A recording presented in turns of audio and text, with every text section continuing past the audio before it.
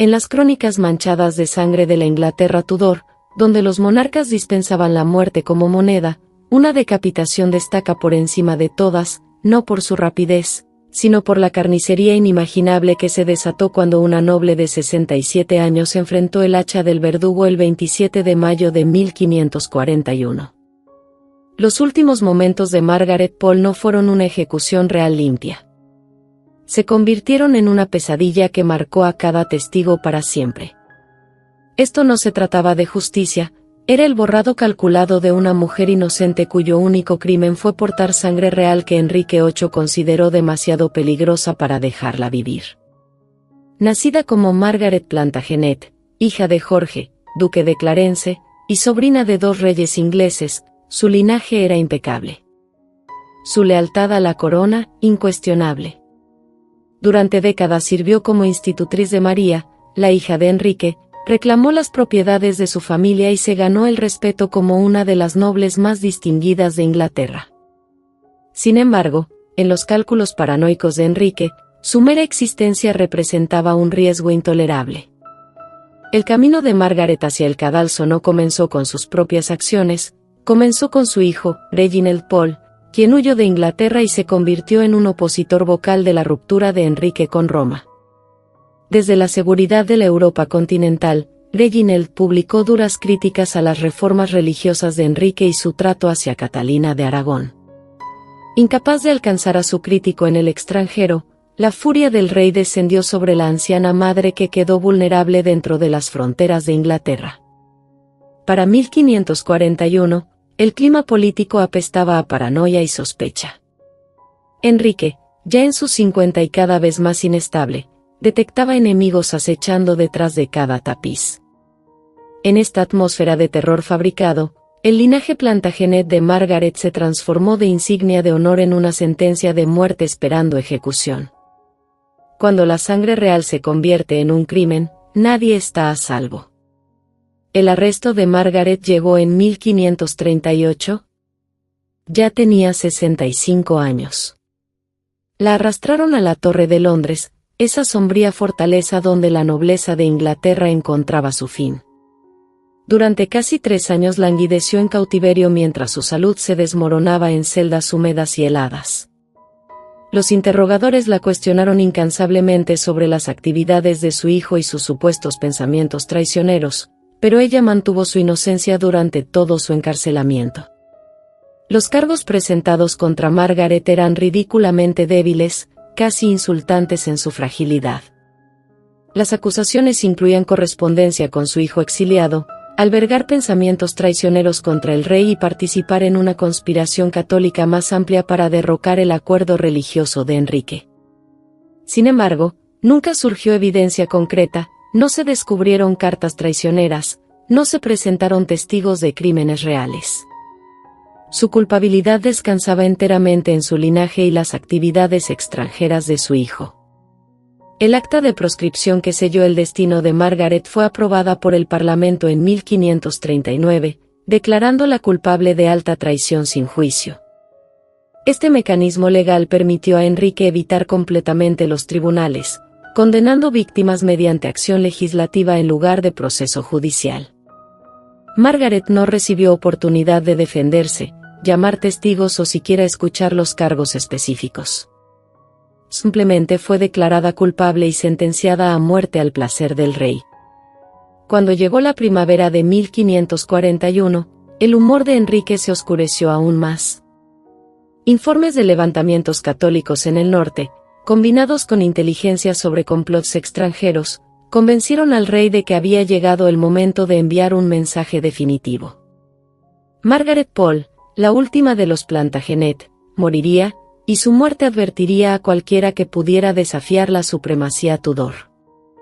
La mañana del 27 de mayo de 1541 amaneció gris y fría sobre Londres.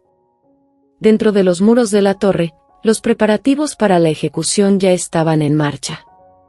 Un cadalso se erguía en Tower Green, el sitio de ejecución privado reservado para la nobleza. A diferencia de los espectáculos públicos en Tower Hill, este sería un asunto más íntimo, presenciado solo por funcionarios reales, personal de la torre y un grupo selecto de cortesanos. Margaret despertó antes del amanecer y supo que su hora había llegado. Después de casi 3 años encarcelada, la mujer de 67 años se había vuelto frágil y débil, su salud destrozada por las duras condiciones de la torre. Vestía la simple túnica negra de un traidor condenado, aunque los observadores notaron que mantenía la dignidad y el porte de la sangre real que fluía por sus venas. Cuando le informaron de su destino, al parecer permaneció tranquila, solicitando solo tiempo para orar antes de enfrentar a su verdugo. La procesión desde su celda hasta el cadalso fue breve pero simbólicamente pesada. Margaret caminaba lentamente, sostenida por guardias, su cabello gris visible bajo un simple paño blanco. Testigos posteriores describieron su comportamiento como notablemente sereno para una mujer enfrentando semejante destino. Tower Green había presenciado muchas ejecuciones a lo largo de los años, pero ninguna como lo que estaba por desarrollarse. El cadalso estaba rodeado por una pequeña multitud de quizás 30 o 40 testigos. El tajo estaba en el centro del escenario, posicionado para darle al verdugo el mejor ángulo para una decapitación limpia, al menos en teoría. El verdugo no era el verdugo regular de la torre, quien aparentemente no estaba disponible ese día, sino un sustituto cuya inexperiencia pronto se volvería trágicamente obvia. Cuando ayudaron a Margaret a ascender al cadalso, enfrentó a su pequeña audiencia con un coraje extraordinario. Relatos contemporáneos sugieren que habló brevemente, manteniendo su inocencia y encomendando su alma a Dios. Se arrodilló ante el tajo con la misma dignidad que había mostrado durante toda su vida, posicionando su cuello sobre la madera desgastada, esperando el golpe rápido que terminaría su sufrimiento. Lo que sucedió después quedaría grabado en la memoria de cada testigo presente. El verdugo inexperto levantó su hacha, apuntó al cuello de Margaret y la bajó con lo que debería haber sido un golpe mortal. En cambio, la hoja erró su objetivo por completo, golpeando su hombro y espalda con tremenda fuerza. El grito de dolor y conmoción de la anciana atravesó el aire matutino mientras la sangre comenzaba a brotar de la herida abierta. Increíblemente, Margaret no murió por este primer golpe fallido. En cambio, herida y aterrorizada, intentó levantarse del tajo. Sus instintos de supervivencia superaron el protocolo de ejecución. Con sangre manando de su hombro, intentó escapar del cadalso, moviéndose con sorprendente velocidad para una mujer de su edad y condición. El verdugo, entrando en pánico por su fracaso y el caos que se desarrollaba ante él, persiguió a Margaret por el cadalso con el hacha en alto.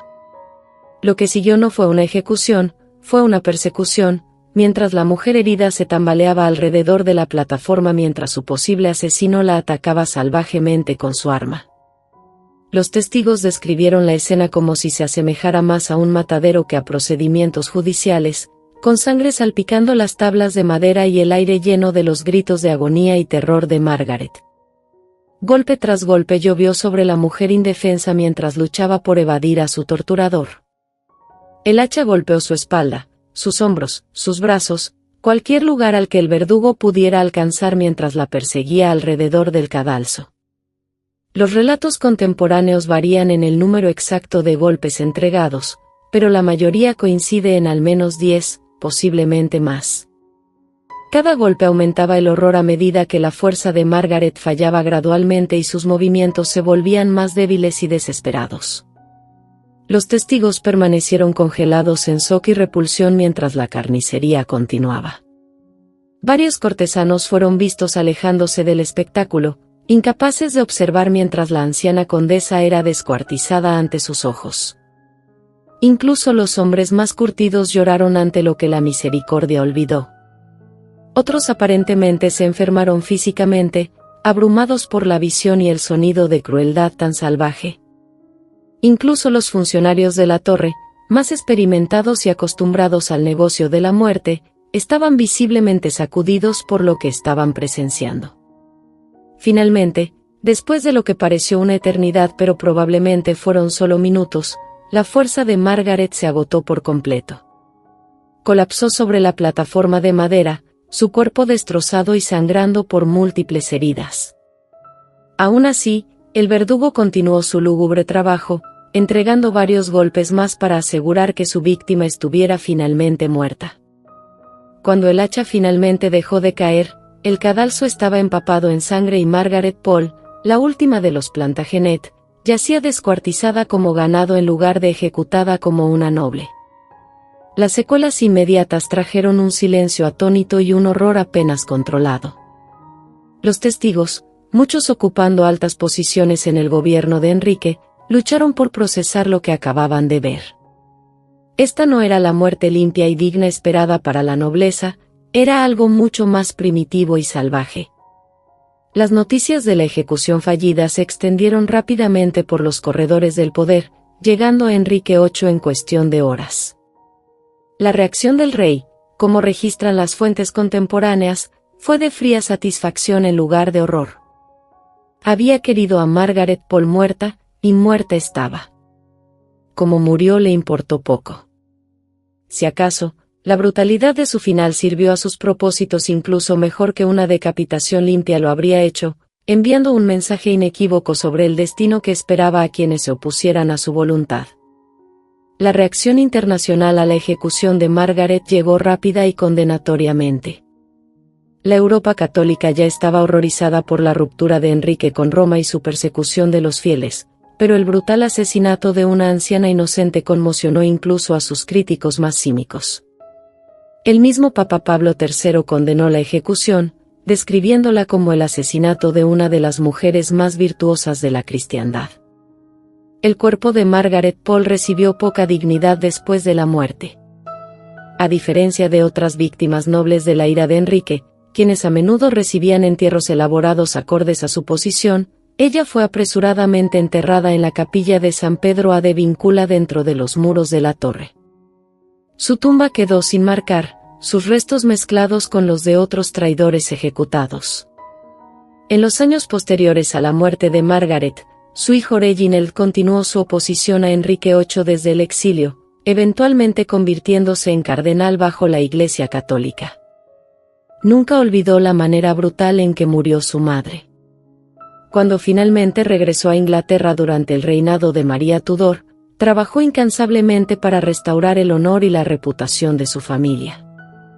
La ejecución de Margaret Paul marcó un nuevo punto bajo en el reinado de terror de Enrique VIII, demostrando que ni la edad, la inocencia ni la nobleza proporcionaban protección contra la paranoia real. Su muerte sirvió como duro recordatorio de la naturaleza arbitraria de la justicia Tudor, donde la culpabilidad o la inocencia importaban menos que la conveniencia política. La forma en que la mataron, salvaje, prolongada y completamente sin dignidad, reflejó la corrupción fundamental de un sistema que permitió que los temores y prejuicios de un hombre anularan todos los conceptos de justicia y misericordia. Su brutal muerte a manos de un verdugo incompetente no fue meramente una tragedia personal, sino una vergüenza nacional que reveló cuán profundamente podía hundirse el poder real cuando no estaba restringido por la ley, la costumbre o la conciencia. Los gritos que resonaron por Tower Green aquella mañana de 1541 no eran solo los de una mujer moribunda, eran los gritos de muerte de una concepción más antigua y más humana de la realeza. El legado de la ejecución de Margaret Paul se extiende mucho más allá del periodo Tudor, sirviendo como recordatorio perpetuo de la importancia de las protecciones legales, el debido proceso y el Estado de Derecho. Su historia continúa resonando con las audiencias modernas precisamente porque ilustra los peligros eternos del poder arbitrario y la persecución política. En una era en la que damos por sentadas estas protecciones, el destino de esta anciana condesa nos recuerda cuán frágiles son realmente estas salvaguardas y cuán rápidamente pueden ser barridas por el miedo, la paranoia y el ejercicio sin control de la autoridad absoluta. Si encontraste esta historia tan inquietante como nosotros, por favor presiona ese botón de me gusta y déjanos saber tus pensamientos abajo. Esto es Vientos de Pensamiento, donde descubrimos los rincones más oscuros de la historia que lo cambiaron todo. Hasta la próxima, recuerda, el pasado nunca está verdaderamente en el pasado.